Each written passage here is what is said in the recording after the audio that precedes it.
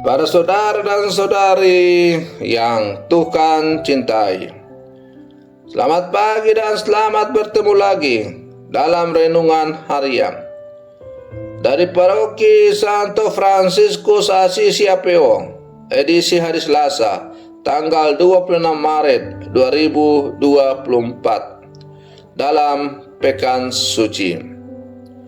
Mengawali hari yang baru ini, kita hendak mendengar dan merenungkan sabda Tuhan. Marilah sebelum kita mendengar dan merenungkan sabda Tuhan, kita berdoa. Dalam nama Bapa dan Putra dan Roh Kudus. Amin. Allah Bapa Maha Mulia, namamu dimuliakan berkat sengsara Yesus, hamba-Mu yang setia. Kami mohon semoga Dia memancarkan cahaya terang-Nya kepada semua orang yang tertimpa kesedihan dan penderitaan. Bersabdalah ya Tuhan, kami siap mendengarkan. Terpujilah Engkau Bapa, Putra dan Roh Kudus, kini dan sepanjang segala masa. Amin.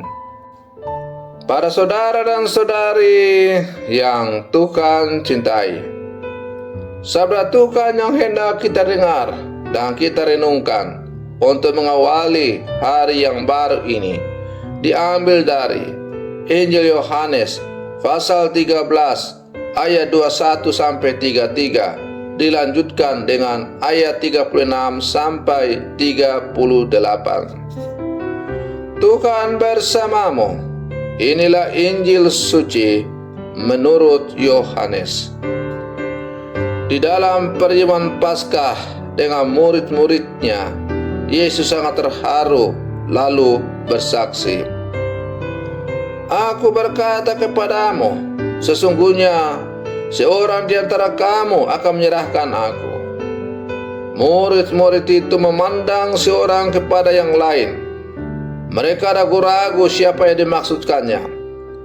Seorang di antara murid Yesus, yaitu murid yang dikasihinya, bersandar dekat kepadanya di sebelah kanannya.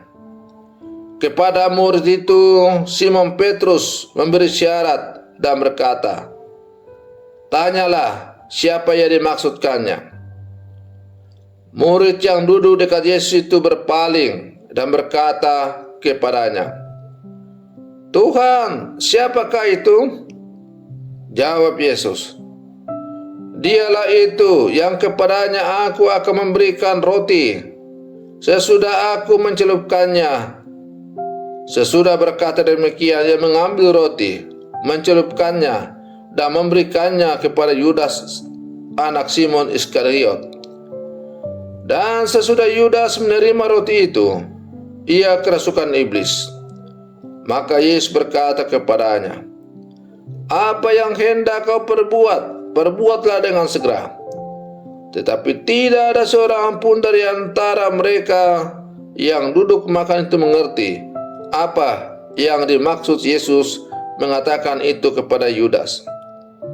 Karena Yudas memegang kas, ada yang menyangka bahwa Yesus menyuruh dia membeli apa-apa yang perlu untuk perayaan itu, atau memberi apa-apa kepada orang miskin. Yudas menerima roti itu lalu segera pergi. Pada waktu itu hari sudah malam.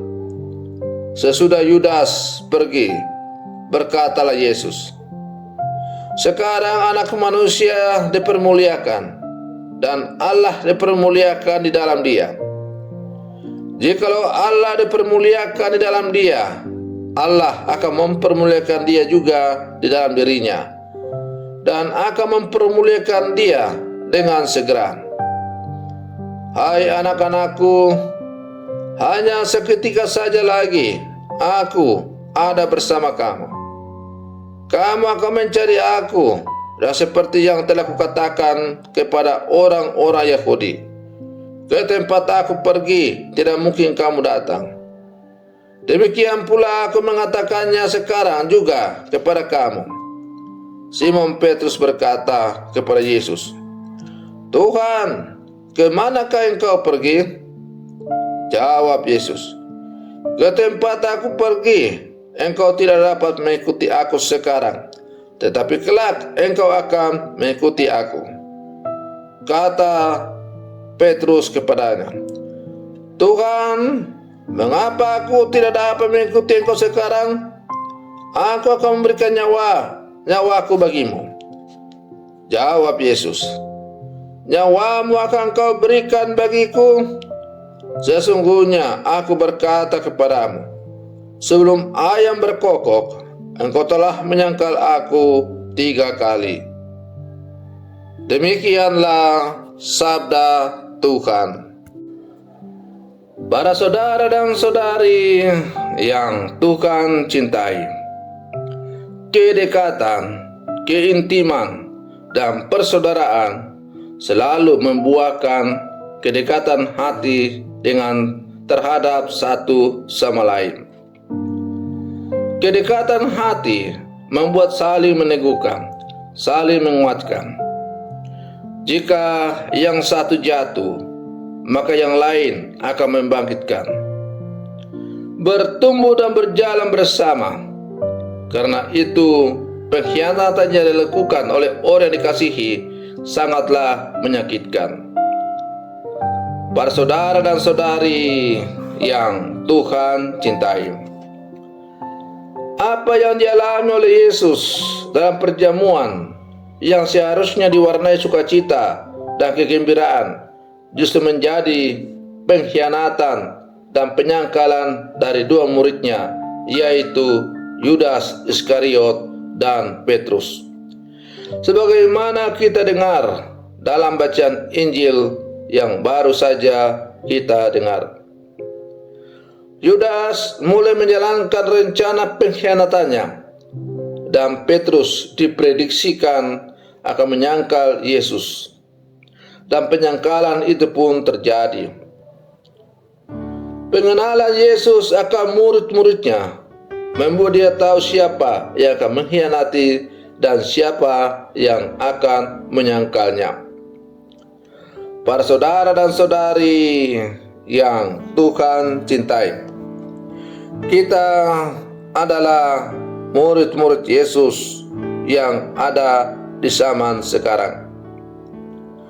Panggilan menjadi murid Yesus diawali dengan ketika kita masing-masing menerima sakramen pembaptisan. Entah ketika kita dibaptis masih kecil, masih bayi, atau kita dibaptis setelah besar dewasa. Atau saya lebih suka mengatakan, entah kita dibaptis tidur maupun kita dibaptis berdiri. Semuanya memiliki tujuan yang satu dan sama, yaitu kita dipanggil untuk menjadi murid-murid Yesus dan menjadi anak Allah.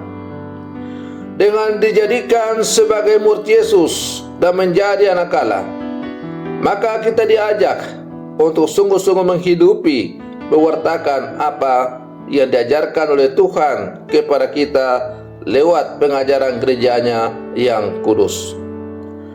Para saudara dan saudari yang Tuhan cintai, sebagaimana Yudas Iskariot dan Petrus yang mengkhianati dan juga menyangkal Yesus, bisa jadi sifat dari 2 orang murid ini, yaitu menjadi pengkhianat atau menyangkal Tuhan dalam perjalanan hidup kita sering terjadi.